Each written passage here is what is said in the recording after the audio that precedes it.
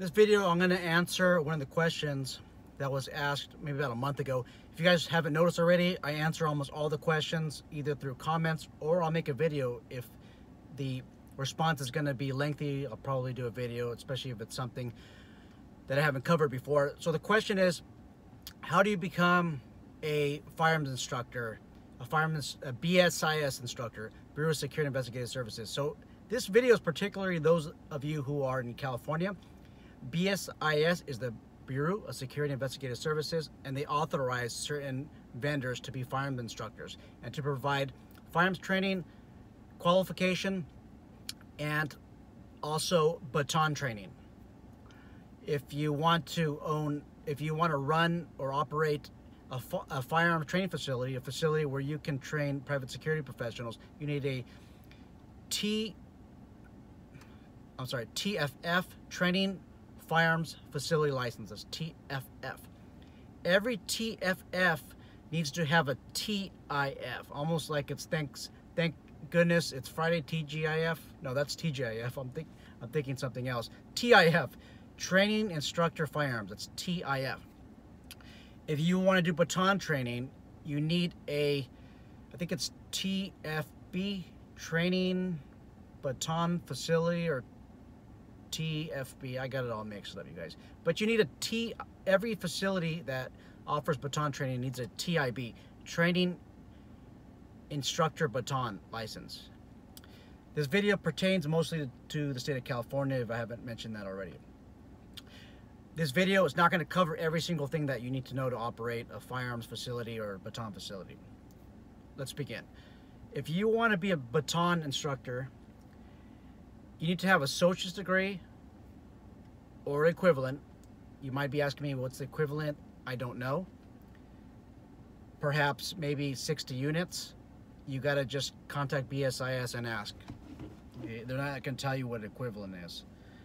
But I have seen instructors get a TIB certificate without having a degree. They just showed that they have, I think, 60 units or 65 units, which is almost the equivalent of an associate's degree. And, okay, you need to have a certificate, a training certificate, baton training certificate from either a local, state, or federal entity. Or you need to have verifiable baton training experience, again, as a trainer. Maybe you're in the military and you trained others in the use of baton, you have to be able to verify that. Maybe, well, if you're in law enforcement, your agency probably mandated that you attend some type of baton instructor training. Now, having these requirements in mind, you might ask me, well, where can I find these training facilities that are train the trainer for baton? It's hard to find, you guys. Post the Peace Officers Standards and Training Organization for the state of California, responsible for the professionalism of California peace officers. Post-related training, you're not going to be able to get into it most of the time unless you are a law enforcement officer or you graduated from a basic police academy. But most of the time you have to be a current peace officer. You could be a federal officer as well, depending on what the training organization is willing to accept. Now, if you only have private security experience, or you don't even if you have martial arts experience, I mean, I'm pretty sure that you trained with the use of baton, you're going to have to be able to articulate that your training to others. But if you want to be on the safer side, you might want to contact one of these trainers and just tell them who you are. Maybe you're a martial artist or you're a private security professional who wants to get the certificate. Explain, and maybe they'll let you in the course, because sometimes when there's low enrollment in some of these courses, they want to fill up the numbers to get the biggest bang for the buck, and they might let you in. So, ask. How do you find these training organizations? Well, go to the POST website, post.cal.gov, I think, and then look under training providers or courses. Just do a search for baton instructor. You should be able to find it that way. They're hard to get. I think there's one in the Fresno area, maybe a little bit north over there. I don't know. I don't remember the name of it, but look them up. For firearms training, if you want to be a firearms instructor, you need an associate's degree or the equivalent, and a law enforcement instructor certificate from the NRA or from Post.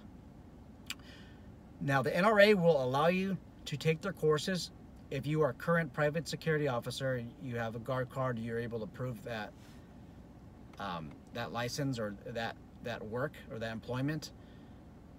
Or obviously you're a law enforcement officer. If you're retired, they'll also let you in. For military, you have to be current active duty.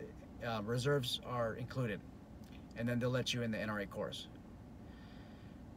Now, do not mistake the law enforcement NRA course for the basic pistol, shotgun, or rifle course that the NRA offers. The basic courses that they offer, I think they're 8 hours long or 4 hours long. BSIS would not allow you to use those courses as qualification. You got to have the law enforcement instructor courses that NRA offers, or the Post course. To be let in, again, you have to provide your credentials, your private security credentials as well. And it's about a 44-hour course, 40 hours. So if you roll an NRA course that's 8 hours or 16 hours, that's not the right course. The correct course is about 40 hours long. Okay? Make sure that you complete that. Now, mind you, both of these courses are difficult. You have to shoot a qualification score, especially for the Post courses. Just to get into many of the Post courses, the Post instructor courses, you have to shoot a qualification score, and you're shooting at 25 yards at a target that's not the largest targets that they have, but it's 25 yards qualification course.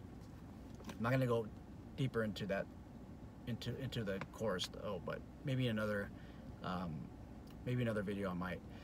NRA course, towards the end, you do qualify.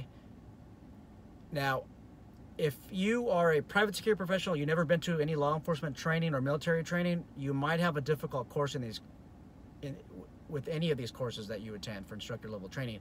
The last one of my buddies went to the NRA course, and I think 4 people were removed from the course for safety violations and not understanding really the instruction. They weren't following the directions.